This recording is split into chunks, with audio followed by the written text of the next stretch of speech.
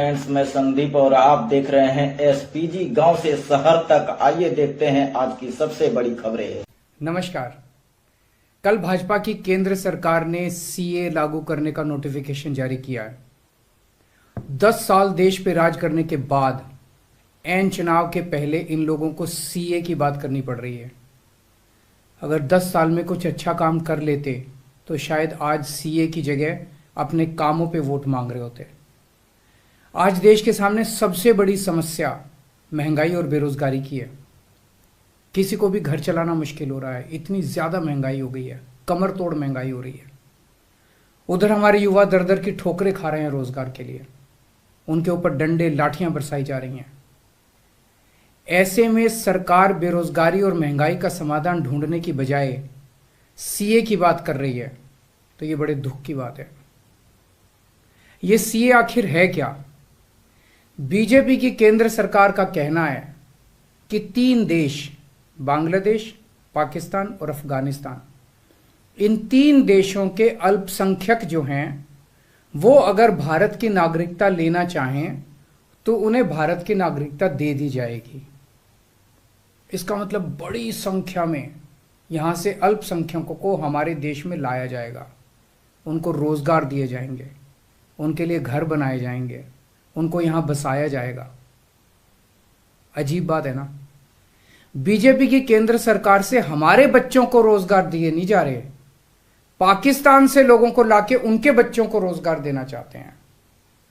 हमारे लोगों के पास तो घर नहीं है, भारत के तो ढेरों लोग बेघर हैं, लेकिन बीजेपी वाले पाकिस्तान से लोगों को लाके उन्हें भारत में बसाना चाहते हैं, उनको घर देना चाहते हैं। हमारे रोजगार उनके बच्चों को देना चाहते हैं, हमारे हक के घर उनमें पाकिस्तानियों को बसाना चाहते हैं। भारत सरकार का जो सरकारी पैसा हमारे परिवार और देश के विकास पे खर्च होना चाहिए, वो पैसा पाकिस्तानियों को भारत में बसाने पे खर्च किया जाएगा। इन 3 देशों में लगभग 2.5 से 3 करोड़ अल्पसंख्यक हैं। ये तीनों बहुत गरीब देश हैं। जैसे ही भारत के दरवाजे खुलेंगे, इन 3 देशों से भारी भीड़ हमारे भारत में आ जाएगी। अगर इन 2.5-3 करोड़ में से 1.5 करोड़ लोग भी भारत आ गए तो कौन देगा इनको रोजगार? कहां बसाओगे इनको? बीजेपी वाले अपने घर में बसाएंगे क्या इनको? इनके अपने घर में रखेंगे क्या इनको? बीजेपी वाले देंगे क्या इनको रोजगार? कौन देगा इनको रोजगार? तो प्रश्न उठता है कि बीजेपी ऐसा क्यों कर रही है।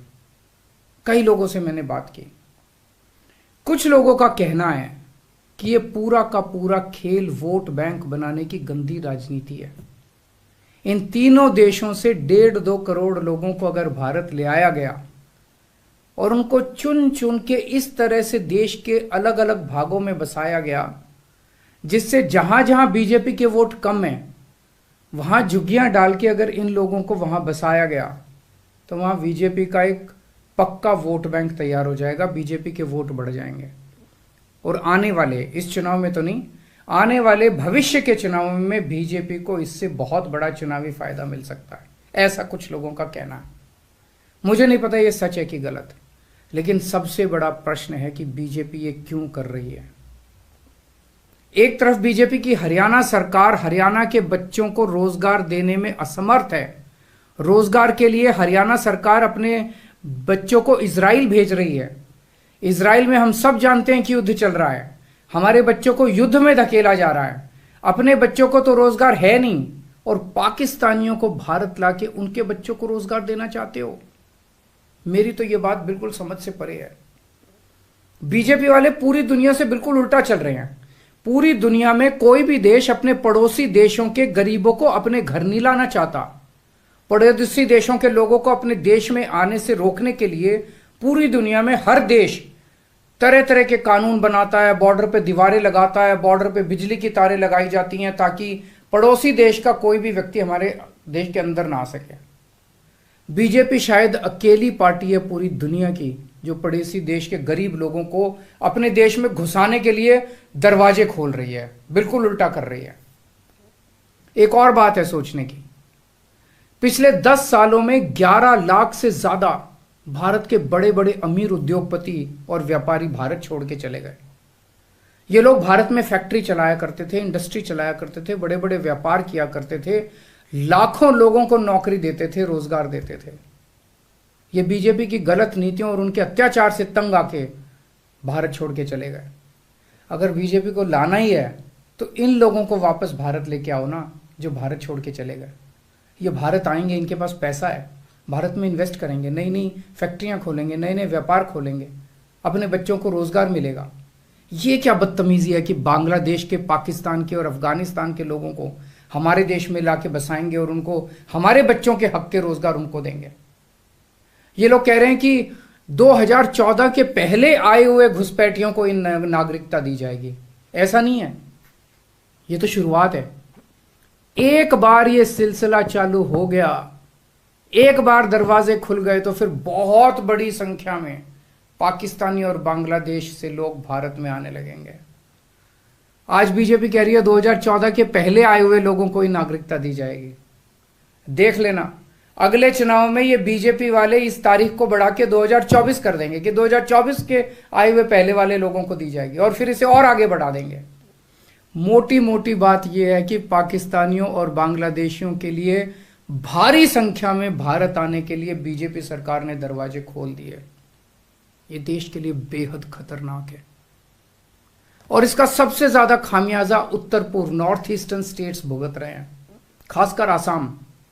आसाम के लोगों की भाषा और संस्कृति खतरे में पड़ चुकी है, क्योंकि वहां पे बांग्लादेश से इतनी बड़ी संख्या के ऊपर इलीगल माइग्रेशन हुआ है। अब बीजेपी कह रही है कि इलीगल माइग्रेंट जो आए हैं उनको हम नागरिकता देंगे, उनको हम बसाएंगे, आसाम में बसाएंगे। आसाम के लोग बहुत नाराज हैं। एक तरह से देखा जाए तो हेमंत बिश्व शर्मा जो बीजेपी के मुख्यमंत्री हैं, उन्होंने धोखा दिया अपने लोगों को।